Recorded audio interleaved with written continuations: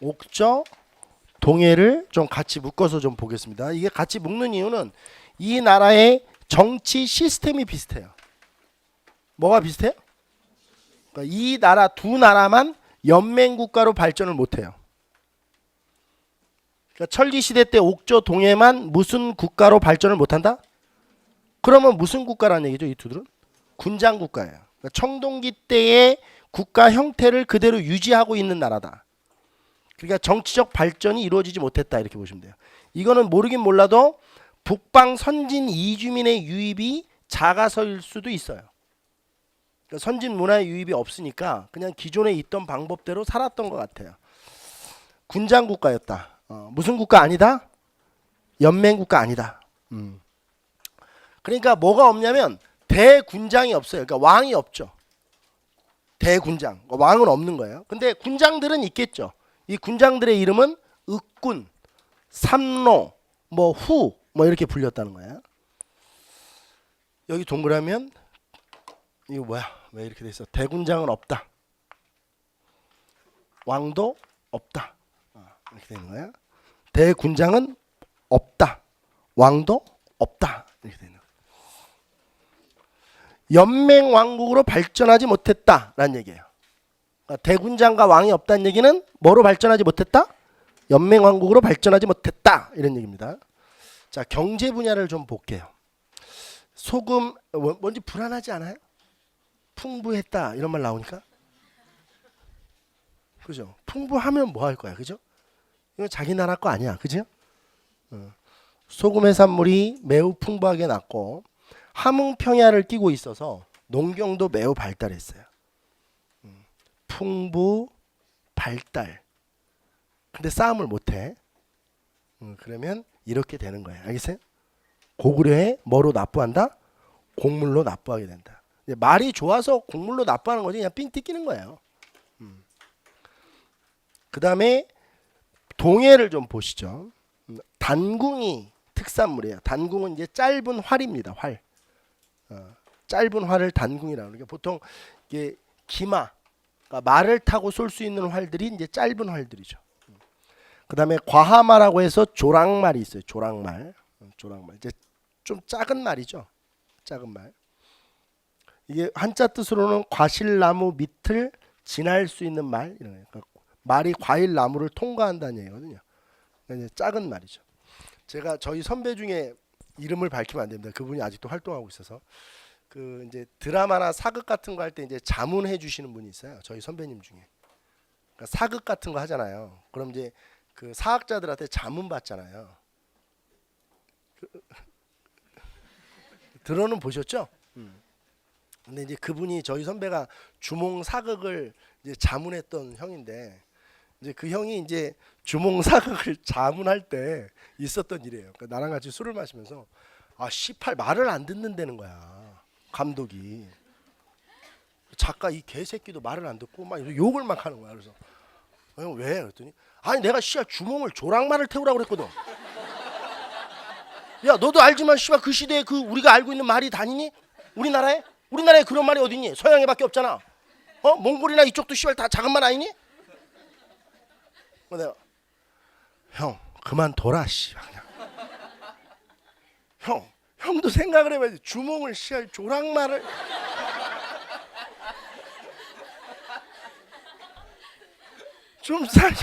좀 맞춰서 해줘 형이. 자기는 그럴 수 없다는 거야. 이게 역사랑 그거랑은 좀 다르죠. 그렇죠? 실제로 주몽은 이 말을 타고 다니는 게 맞아요. 그런 우리가 알고 있는 그 서양식 말 있죠. 막 그런 말은 중세나 돼야 나오는 거야. 고려 시대나 돼야 나오는 거고 그 전에는 우리나라 사람들이 몽골 말들도 다 조그만한 말들이에요. 몽골이 그 세계를 누빌 때 있죠. 그때도 그런 말 가지고 누빈 거 아니야. 그래서 서양 애들이 몽골족들 만났을 때 비웃고 그랬던 거야. 뭐 추해가지고 거지 새끼들이 말 이런 거 타가지고 그러니까 서양 애들은 막 갑옷 쓰고 막 플레이트 갑옷 딱 쓰고 막 이렇게 흰색 백막 큰 거 이렇게 딱 몰고 나타나는데 그 비교해보면 뭐 거지 새끼들 그러지. 근데 이제 걔네들한테 박살 났던 거야. 아무튼 현실은 현실이고 과거는 과거고 또 드라마는 드라마다. 그렇잖아. 그렇게 생각해 줘야지. 반어피는 바다 표범 가죽입니다. 근데 이게 지금은 우리나라에서 잘 안 잡히죠. 바다 표범이 안 잡히는데 이때는 이제 수온이나 이런 것 때문에 잡혔던 것 같아요. 지금 이제 수온이 많이 상승해서 우리나라 이 일대에서 바다 표범의 서식이 잘 안 된다라고 알고 있거든요, 저는.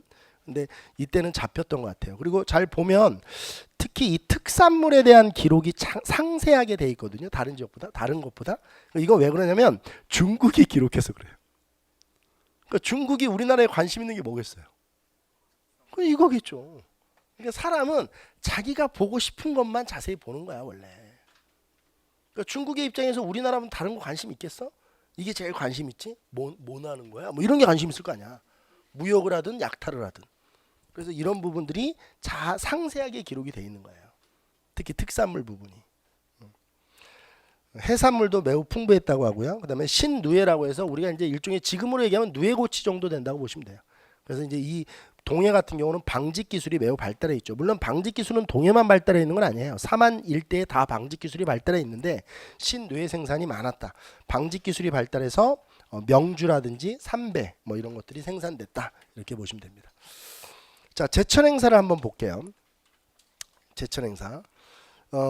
안타깝게도 옥저의 제천 행사에 대한 기록이 없습니다. 근데 분명히 있긴 있었을 거예요. 왜냐하면 이렇게 평야가 발달해 있고 농경이 잘 되고 이랬으니까 분명히 제천을 했긴 했을 거예요. 근데 이제 뭐 중국 입장에서 관심이 없었을 수도 있죠. 옥저에 대해서 관심이 없었을 수도 있어요. 동해는 무천이라는 제천 행사가 있었다고 합니다. 이제 10월에 무천이라는 제천 행사가 있어요. 물론 그 부여의 영고도 그렇고 고구려의 동맹도 그렇고 동해의 무천도 그렇고 다 똑같은데 여러분들 제천 행사가 뭐냐면 하늘에 제사만 지내는 게 아니고 사람들이 모여서 뭐 하는 거예요? 제사 지내고 나서 노는 거예요. 노는 거. 술 마시고 밤새도록 놀고 그러는 거예요. 우리나라 음주 문화는 여기서 시작됐다라고 주장하는 학자들도 있어요. 우리나라 음주 문화 어떤지 알죠? 1인당 술 소비량이 1이잖아요. 우리나라 사람들은 술을 이렇게 즐기면서 먹지 않죠. 그냥 딱 모이면 자 시작하자 막 마셔. 밤새도록 마시잖아요. 대학교 때 막 OT 이런 데 가서 깜짝 놀라지 않았어요? 나는 OT 가서 너무 놀란 게 경포대로 OT를 갔거든요. 근데 그 콘도에서 3박 4일 동안 술만 처먹는 거야. 나가지도 않고. 그 내가 이틀째 되는 날 아니 씨야 이럴려면 학교 앞에서 마시지. 왜 경포대까지 와서 마시나. 그런 생각을 막 해봤어요. 그러니까 이런 문화가 여기서 1인당 술 소비량 2위인 나라가 러시아예요. 러시아가 추격을 포기했죠. 한참 차이 나요. 사람이 아니다. 우리 주류 판매량으로도 보면 그 참이슬 있죠. 처음처럼 이런 건 완전히 다 상위 랭크돼 있어요. 다른 나라 사람들이 안 먹어도 돼요. 그건 우리가 먹어도 1위예요. 알겠어요? 네.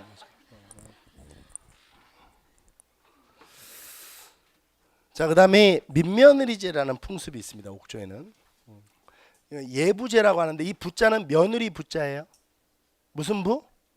그래서 대릴사위제를 한자로 뭐라고 해요? 예서제라고도 합니다. 대릴사위제를 뭐라고도 해요? 예서제 이렇게도 불러요. 이건 이제 예부제예요. 며느리 부자를 써서. 그럼 이제 민며느리제도인데 이건 뭐냐면 고구려와 비슷한 듯하면서도 좀 달라요. 그게 뭐냐면 딸이 태어나면 자 보세요. 이건 더 웃겨. 딸이 태어나면 딸이잖아. 그러면 어차피 자기 노동력이 안 되잖아. 그러면 정략돼 있는 남자네 집에 주는 거야. 그러니까 니네가 먹이라는 거죠. 어차피 니네 집 노동력이 되니까. 이렇게 주는 거야. 그럼 여기서 이제 남자네 집에서 키워. 정략돼 있는 남자네 집에 키워서 이제 결혼할 나이가 되면 여자를 다시 친정 집으로 보내요. 그럼 남자가 와서 폐물을 주고 여자를 사가는 거야. 이건 철저한 노동력 매매혼이야. 그러니까 사람을 노동력으로 파악하는 거지. 매매혼이야, 매매혼. 그 다음에 골장제라는 게 있습니다. 이 옥조에서 많이 나오는 매장 풍습인데요. 가족 공동 무덤 방식이거든요. 이거는 좀 그림으로 밑에다 조그맣게 좀 그려봐야 될 것 같아요. 좀 그림 공간이 없는데 좀 빼서라도 좀 그리세요. 자, 한번 볼게요. 자, 여기 한번 봅시다. 여기 이제 야트막한 이제 산이 있으면 여기 산에다 그냥 이런 데다 시신을 위에다 놓는 거예요. 그리고 여기다 이렇게 거적을 덮어요. 사람 시신만 안 보이게. 왜냐면 여러분들 아시죠? 사람 시체가 썩을 때 나는 냄새도 어마어마하고, 그다음에 또 하나가 사람 몸에서 뭐가 나와요? 독소가. 전쟁하면 뭐 때문에 죽는지 알죠? 이거 시체 못 치워가지고 전염병으로 다 죽어요. 옛날 중세 때 전쟁들은 여기서 독소가 어마어마하게 나오거든요. 이게 다 전염병이 되는 거예요. 그래서 1차 아마 1차 세계대전 전까지도 실제로 전쟁이 일어나잖아요. 그럼 대전투 같은 경우는 총 맞고 죽은 애들보다 전염병으로 사망하는 애들이 더 많아요. 이 시신들 처리가 안 돼가지고. 그 정도로 이게 이제 시체가 썩는 게 굉장히 힘들거든요. 보는 것도 힘들고 사람들에게 영향도 주고. 그래서 이제 이걸 덮어요, 이렇게. 그러니까 이게 땅에다 묻는 이유가 그거야, 사실은. 제가 얘기했잖아. 인간이 환경에 적응해서 생기는 것들이야, 다. 근데 이제 이거 땅에다 묻지 않고 이게 덮어놔요. 쫙 이렇게 해서. 그럼 이제 시체가 썩겠죠. 시체가 썩어요. 그럼 한 2, 3년 지나면 이제 백골만 남겠죠. 그럼 이걸 이제 이 거적을 걷어서 이 백골만 추려가지고 큰 목곽, 그러니까 나무 관, 이건 이제 관은 아니에요. 관은 이제 한 사람 넣는 거고, 목곽은 이제 큰 건데 여기에다 이 시신을 뼈만 다시 놓는 거예요. 그럼 이 목곽을 열면 여기에 이제 뭐 할아버지 뼈, 할머니 뼈, 뭐 아버지 뼈 이렇게 다 들어가는 겁니다. 이런 식으로. 그래서 가족 공동 무덤이라고 해요.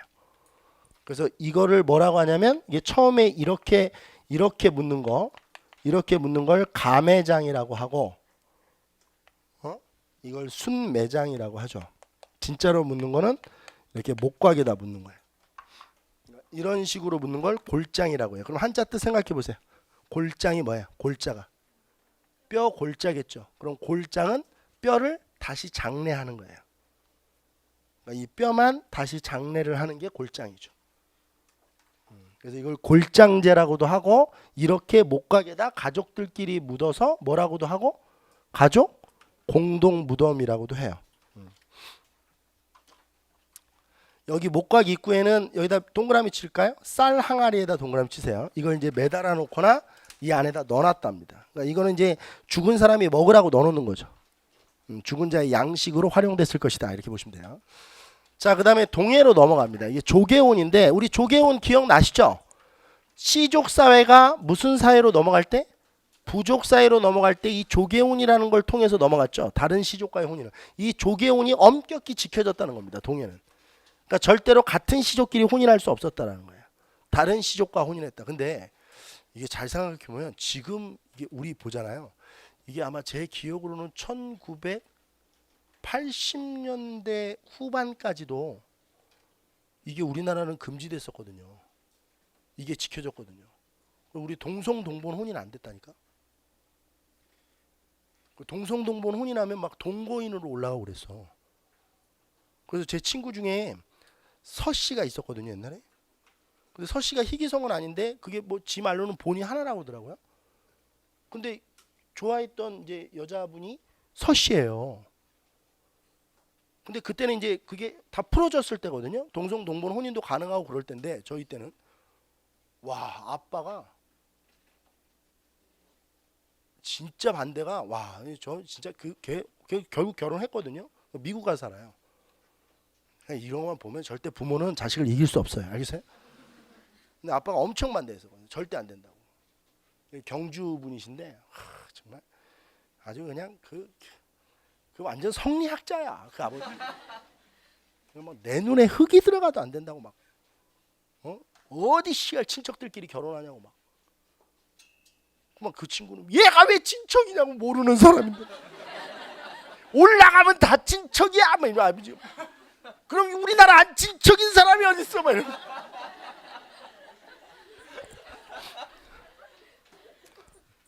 근데 잘 생각해 보면 이 조계혼이 상당 기간 유지됐던 것 같아, 그죠? 그죠? 물론 이제 고려 시대 때 가면 뭐 동성혼, 근친혼이 또 물론 이제 환경에 따라서 다시 바뀌니까 혼인도. 근데 우리나라도 보면 동성동본 혼인을 막았다는 걸 보면, 그렇죠?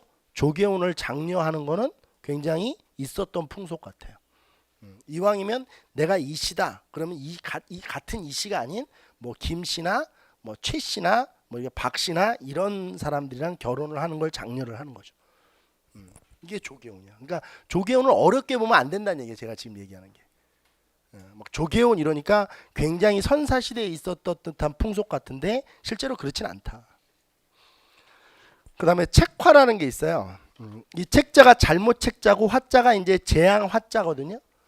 그럼 이제 잘못하면 벌을 준다 이런 뜻이에요. 그럼 이 벌이 뭐냐? 자, 여기 한번 보세요. 자, 칠판 좀 봐주세요. 칠판 좀 봐주세요. 자, 여기가 A읍이고 여기가 B읍이라고 봅시다. 그러니까 마을이야. 마을. 그럼 이게 어떤 잘못인지 한번 볼게요. 예를 들어서 어떤 이 A읍에 살고 있는 사람이 사냥을 하다가 이 동물을 막 쫓았어. 근데 이 동물이 이 여기로 탁 넘어갔어. 다른 마을로. 그럼 이 사람이 쫓고 있느라고 정신이 없어가지고 이 B 마을에서 이 동물을 사냥을 했다 이거야. 그럼 이제 얘는 이 마을에다 배상을 해줘야 돼요. 그러니까 절대로 음락 경계를 침범하면 안 돼. 이게 이제 책화라는 거거든. 그럼 이제 역사학자들은 이런 생각을 하겠지. 책화를 통해서 우리가 공부해야 될 건 뭘까? 이게 중요한 거야. 그렇지 않겠어요? 왜 음락의 경계를 정확히 구분해 놨을까? 그러면 이렇게 생각하는 거예요. 경제 생산 수단이 발전돼 있지 않은 이 시기에는 다른 마을에 살던 애들이 이 마을에 와서 물고기를 잡거나 열매를 따먹거나 사냥을 해버리면 이 마을 사람들의 생계가 어려워지지.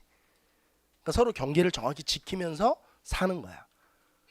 그럼 이게 이제 뭐냐면 결국 시족 사회 때 집단 간 부락을 이루면서 살았을 때 그 시족 간의 경계를 넘지 않는 그런 것들이거든. 그래서 정리를 해보면 자 보세요. 다른 부족의 영역을 침범하면 노비, 소, 말로 변상하는 제도예요. 그러니까 음락 경계를 침범하면 그러면 이쪽에서 이제 경제적인 타격을 받았다고 보는 거죠. 그럼 그 경제적 타격을 받은 만큼 배상을 해라 이런 거예요. 제가 우스갯소리 한번 해볼게요. 제가 이제 고향이 그 경북 울진인데 이제 거기에서 이제 가을철이 되면 이제 밤치기라는 걸 해요. 그러니까 밤나무에 가서 이제 밤을 털거든요, 대나무로. 그럼 이제 밤을 막 털어요. 근데 마을 이제 형들이랑 모여서 밤을 막 털거든요. 근데 갑자기 저쪽에서 밤나무가 막 흔들려요. 그럼 형이 잠깐 또 막 이런 형 있잖아. 잠깐 딱 그래요. 그럼 거기를 이제 조심히 가잖아요. 근데 다른 마을 애들이 와서 우리 밤을 털고 있다. 와, 근데 저는 어렸을 때 그 기억이 아직도 나요. 그 형이 혁띠로 개를 묶어가지고요 나무에다 묶었어요. 혁띠를 연결해서 우리 혁띠를 다 뽑아 연결해서 나무에다 얘를 기둥에다 묶었다니까. 그래가지고 그 대나무로 얘를 때렸어요. 한 번만 더 넘어오면 너는 걸어서 못 나간다 그러고 막 때렸어요. 이게 책화야. 알겠어? 다른 마을에 와서 그거 하면 안 돼. 지 마을에서 밤 따야 돼. 그러니까 이런 것들은 조계운도 그렇고 책화도 그렇고 원시 사회의 어떤 시족 사회의 그 모습이 남아 있는 거라고 보는 거예요. 그러니까 경제 생산 수단이 생산력이 발전돼 있지 못했을 때 그때의 모습. 그래서 시족 사회의 전통이다 이렇게 보는 겁니다. 조계운도 시족 사회죠. 시족 사회가 부족 사회로 바뀔 때 메커니즘이니까. 그 다음에 이제 집터를 보면 여기 철자형 집터가 발견이 되고요. 이게 이제 강릉 지역에서 요즘에 90년대에 발견이 되기 시작해가지고 아주 유명해진 집터죠. 이게 이제 한자 철자 모양의 집터입니다. 그 다음에 한자 여자 모양의 집터예요. 여자 모양, 여자. 강릉 일대에서 주로 발견되고 있다. 이게 지금 동해입니다. 동해. 동해. 춘천에서도 율문리에서도 이게 발견되더라고요. 요즘에 춘천 율문리에서도 2000년대 초반에 이게 또 발견됐죠. 자, 그다음에 변화 발전을 좀 볼게요. 고구려에 둘 다 복속돼서 멸망한다. 시간차만 있다. 알겠어요? 그 시간차는 나중에 이제 고구려사 할 때 공부할 거예요. 알겠죠? 당연히 옥저가 먼저 멸망해요. 복속되고 그 다음에 동해가 복속되고 그럽니다.